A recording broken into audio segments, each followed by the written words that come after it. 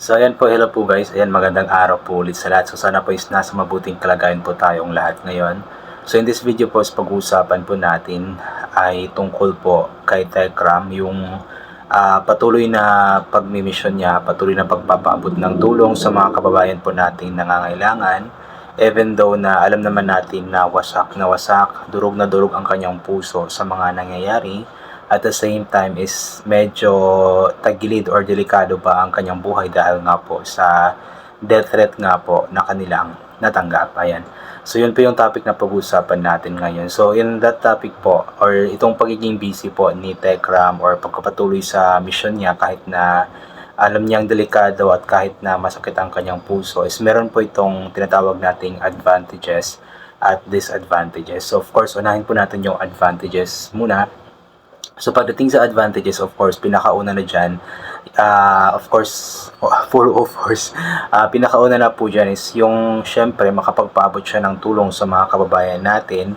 Alam ko na napakalaking bagay po ng ginagawa ni Tekram sa mga kababayan po nating mga nasa laylayan, mga kababayan po nating nangangailangan talaga ng tulong, dahil nga po sa mga misyon or sa pagpapabot ng tulong ni Tekram at ng Tekram team kasama ng mga sponsors sa kanila, ay kahit papano is medyo naiibsan nga po ang kanilang mga problema at nababawasan po or medyo gumagaan ang bigat ng kanilang mga puso dahil po sa mga problema, especially pagdating sa pera, kasi alam naman natin na ang mga tao talaga is number one na problema is pera talaga. Ayan. And yung second naman na advantage po pagdating sa ginagawa ni Tekram is at least sa kabila ng mga pangyayari po sa kaniyang buhay, basta alam naman natin kung ano po yung nangyayari ng mga issue, ay nade-divert nga po ang kanyang attention sa kanyang mission. So kumbaga, dahil sa pagka-busy po niya sa kanyang pagmimisyon, is hindi na niya gaanong naiisip pa ang mga nangyayari. Although naiisip pa din naman niya ito siguro pagka-uwi, pagka nasa biyahe, kasi sinasabi nga po niya kapag nagabiyahe siya is minsan umiiyak daw siya, tapos syempre pag patulog na may isip talaga niya yun. But at least kahit papano, hindi buong araw, hindi 24 hours na may isip niya ang problema na ito. Kasi sa araw ay busy nga po siya sa pagmimission, so kahit papano sa mga oras na iyon sa pagmimission niya, ang kanyang isip at puso nga po is nade-divert nga po dun sa kanilang or sa kanyang tinutulungan. So kumbaga nawawala saglit sa isip niya yung mga nangyayari. So maganda din itong ginagawa niya na na pagiging busy sa mission kahit na ganito man po yung mga nangyayari sa kanyang buhay. Pero ang talaga, yung pinaka malaking disadvantage nitong ginagawa ni Tekram, especially nga po na napakalayo ng mga pinupuntahan nila. Sila lang yata ang dalawa ni Kuya August yung nagmi-mission. So since nakatanggap na po sila ng death threat nga po, yun nga po yung sinasabi ko sa kanila na hindi ito pwedeng baliwalain. So yung pag-mission po niya is kumbaga nalalagay po sa alanganin, kasi hindi natin alam kung ano nga ba yung plano ng mga taong galit sa kanila or yung mga taong nagbigay or nagsabi ng death threat sa kanila. So delikado po yung kanyang buhay sa kanyang ginagawa nga po na pagiging busy sa pagmimisyon. Pero yun nga, alam naman natin na may Panginoon, at alam ko na hindi pababayaan ng ating Panginoon si Tekram kasama ng mga kasamahan niya. Kasi andun sa puso kasi ni Tekram yung pagiging mabuti, andun sa puso niya yung yung pagiging matulungin, pagiging mabait. So alam ko na hindi siya pababayaan ng ating Panginoon, kasi nakikita ng ating Panginoon kung gaano nga ba kabuti ang kanyang ginagawa, at alam natin na hindi siya ipapahamak ng ating Panginoon. So ipag-pray na lamang po natin na yung death threat na iyon is biro-biro lamang yon. Pero kahit na biro-biro lamang yun is hindi pa rin dapat sila makampante, dapat hindi pa rin baliwalain, at dapat talaga na i-report nila ito or ipablatter nila sa barangay or sa police station para magkaroon ng case, maimbestigahan at ma-prevent kung ano man ang possible na mangyayari, especially na yun nga, si Tekram is palaging nasa labas, palaging nasa mission.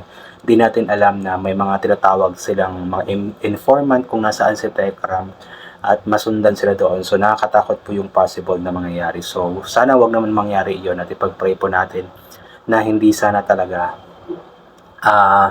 mangyari yon. And andyan naman ang Diyos, hindi naman siya pababayaan talaga. Alam ko na hindi pababayaan ng Diyos si Tekram.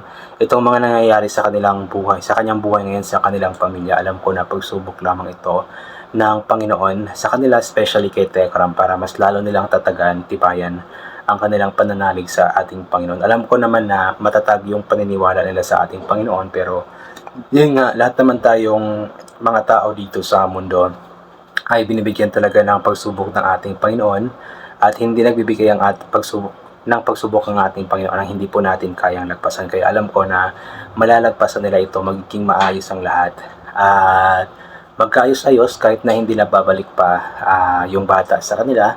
At least magkaayos-ayos na yung maluwag na sa loob, hindi na mabigat, hindi na masakit, nang sa ganun is makapag-move on na at patuloy ng makagawa ng mabuti sa kapwa. Ayan po.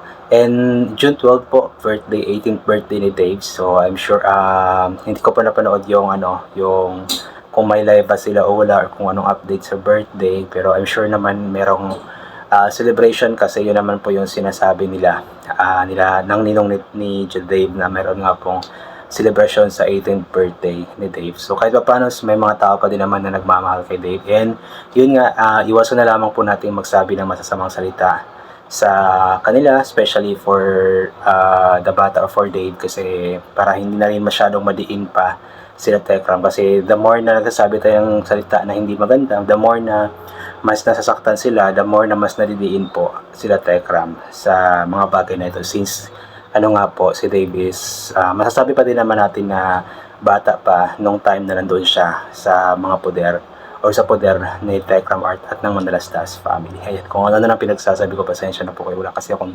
tulog at napakasakit ng mata ko. Ayan, napakalaki ng iPog. So anyway, yan, I think hanggang dito na lamang po muna itong gagawin ko na reaction video. So thank you so much po sa lahat ng mga palaging bumabalik sa aking YouTube channel. So inuulit ko nga po palagi, inuulit po natin magdasal, magpasalamat sa lahat ng mga bagay na ating natatanggap, kahit na di man po natin ito hinihingi. Kasi nga po, lahat ng mga bagay na meron tayo ay kaloob sa atin ng ating Panginoon, at wala ang mga bagay na ito kung hindi dahil sa Kanya. And always bring payong, kapote, sombrero, or anything na pwede maging proteksyon sa katawan kapag lalabas po tayo, nang sa ganun kapag mainit ay hindi po tayo mainitan, or kapag biglang umulan ay hindi po tayo mababasa ng ulan. And always take vitamin C para maboost ang ating immune system, at hindi po tayo matatamaan agad-agad ng kung ano-ano mang mga sakit-sakit. Ayan. So inulit ko, hanggang dito na lamang po muna ito. God bless po sa ating lahat. Always mag-pray, always tumawag sa Kanya, always magdasal sa Kanya. So God bless po, and bye for now po.